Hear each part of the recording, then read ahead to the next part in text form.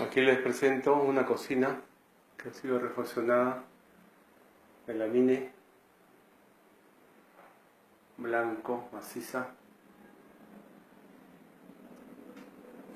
La mesa es de cuarzo negro estelar. Lleva dos pozas, un grifo monocomando. Está todavía por colocar. La mesa tiene zócalo de 6 centímetros.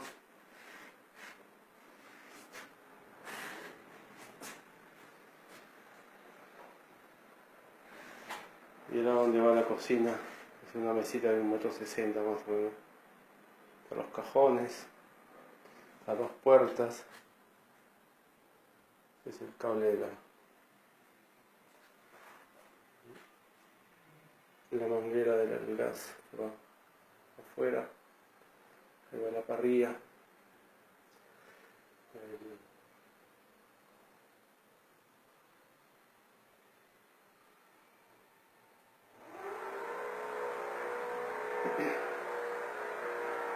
Cuarzo negro estelar.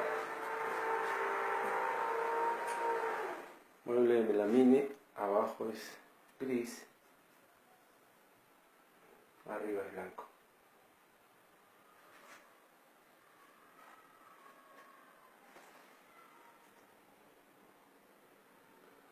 Todo totalmente acabado, piedra, mueble.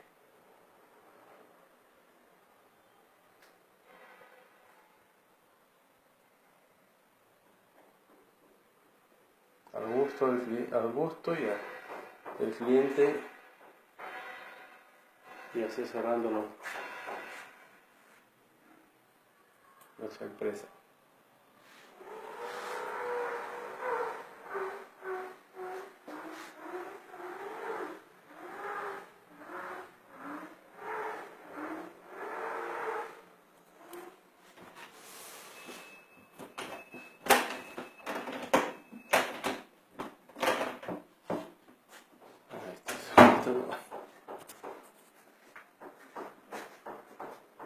Dos pozas que se van a instalar.